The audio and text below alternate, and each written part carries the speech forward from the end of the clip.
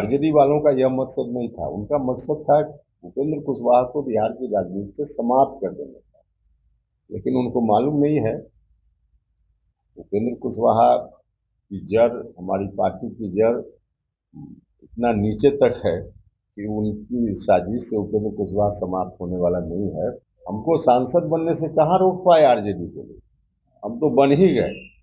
लेकिन इसका नुकसान जो अगल बगल सब जगह हो गया, तो शाहाबाद और मगध का भारी नुकसान हो गया। वरना आज की तारीख में आरजेडी की साजिश में हमारे लोग जो आ गए, कि नहीं आए होते, भारत सरकार में जबरदस्त मंत्री परिषद में शाहाबाद की उपस्थिति होती, जो सब लोगों को मालूम है। एक नहीं, एक से ज्यादा लोग वहां भारत सरकार की मंत्री परिषद में आज होते। तो एमपी बनने से तो हमको नहीं रोक पाए, लेकिन शाहाबाद और मगध का कितना बड़ा नुकसान कर दिया इन लोगों ने। एनडीए के लिए चिंता का विषय है। लेकिन जिस रूप में आरजेडी के लोग अपनी पीठ थपथपा रहे हैं और ताल ठोक रहे हैं, उनको निराशा हाथ लगेगी विधानसभा के चुनाव में पूरे तौर पे। राष्ट्रीय लोक मोर्चा के राष्ट्रीय अध्यक्ष सह राज्यसभा सांसद उपेंद्र कुशवाहा बिहार यात्रा पे निकले हुए हैं और इसी क्रम में रोहतास पहुंचे। रोहतास पहुंचते ही उन्होंने बड़ा बयान दे दिया और कहा है कि शाहाबाद एरिया में जो साजिश राजद के लोगों ने रची, वो साजिश में तो कामयाब हो गए, लेकिन उपेंद्र कुशवाहा एक धारा है, इस धारा को वो रोक नहीं सकते। उनकी जो साजिश थी एमपी बनने की, वो तो उन्होंने नाकाम रही, क्योंकि एमपी तो हमें बनना था और हम बन गए, भले वो जो है दूसरी तरीके से बने हो। लेकिन उन्होंने ये भी कहा है कि देखिए शाहाबाद एरिया से 2 मंत्रियों का भी नुकसान हुआ है। क्या कुछ कहते हुए नजर आ रहे उपेंद्र कुशवाहा, सबसे पहले आप वो सुने। एनडीए के साथियों से भी मुलाकात हो रही है और इसी तरह से सब जगह से जो फीडबैक आएगा पूरी यात्रा के समापन के उपरांत, उस फीडबैक का इस्तेमाल विधानसभा चुनाव की बेहतर रणनीति बनाने में हम करेंगे और पूरी मजबूती से एनडीए की सरकार बिहार में बनाएंगे। मकसद तो यात्रा का यही है।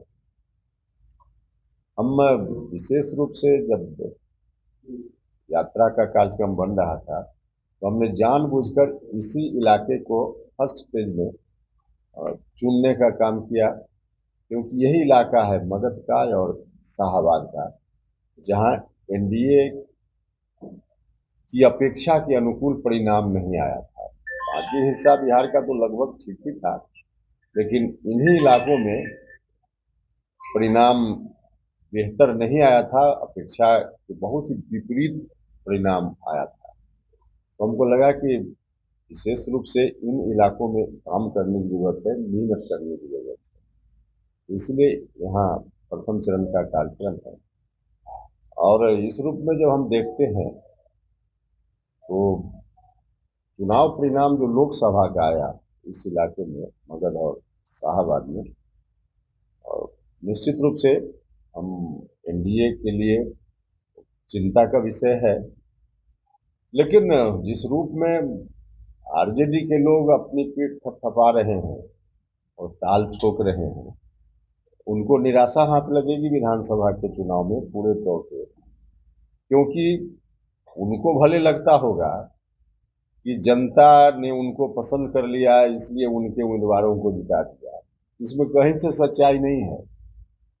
जनता ने उनको बिल्कुल नहीं पसंद किया है।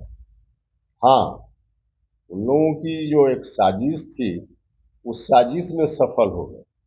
साजिश थी कि एनडीए के अंदर ही कुछ लोगों को दिग्भ्रमित करने और दिग्भ्रमित करके अपने उम्मीदवार को जिता लें।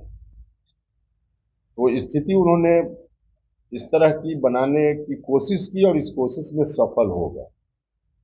और कुल मिलाजुला कर उनका तो प्रयास था कि उपेंद्र कुशवाहा को बिहार की राजनीति से समाप्त कर दें। मकसद उनका यह था। एक लोकसभा चुनाव में क्या होगा नहीं होगा किसी क्षेत्र विशेष में, आरजेडी वालों का यह मकसद नहीं था। उनका मकसद था उपेंद्र कुशवाहा को बिहार की राजनीति से समाप्त कर देने का। लेकिन उनको मालूम नहीं है उपेंद्र कुशवाहा की जड़, हमारी पार्टी की जड़ इतना नीचे तक है कि उनकी साजिश से उपेंद्र कुशवाहा समाप्त होने वाला नहीं है। प्रयास तात्कालिक रूप से जरूर उन्होंने प्रयास किया, अब जिसका परिणाम भी थोड़ा निकला, लेकिन बहुत कुछ नहीं हो पाया। जो कुछ भी हुआ उससे शाहाबाद और मगध का भारी नुकसान हुआ। उपेंद्र कुशवाहा तो मेंबर पार्लियामेंट बनने के लिए उम्मीदवार हुआ, तो मेंबर पार्लियामेंट तो हम फिर भी बन ही गए। हमको सांसद बनने से कहाँ रोक पाए आरजेडी के लिए, हम तो बन ही गए। लेकिन इसका नुकसान जो अगल बगल सब जगह हो गया, तो शाहाबाद और मगध का भारी नुकसान हो गया। वरना आज की तारीख में आरजेडी की साजिश में हमारे लोग जो आ गए, कि नहीं आए होते तो भारत सरकार में जबरदस्त मंत्री परिषद में शाहाबाद की उपस्थिति होती, जो सब लोगों को मालूम है। एक नहीं, एक से ज्यादा लोग वहां भारत सरकार की मंत्री परिषद में आ गए होते। तो एमपी बनने से तो हमको नहीं रोक पाए, लेकिन शाहाबाद और मगध का कितना बड़ा नुकसान कर दिया इन लोगों ने।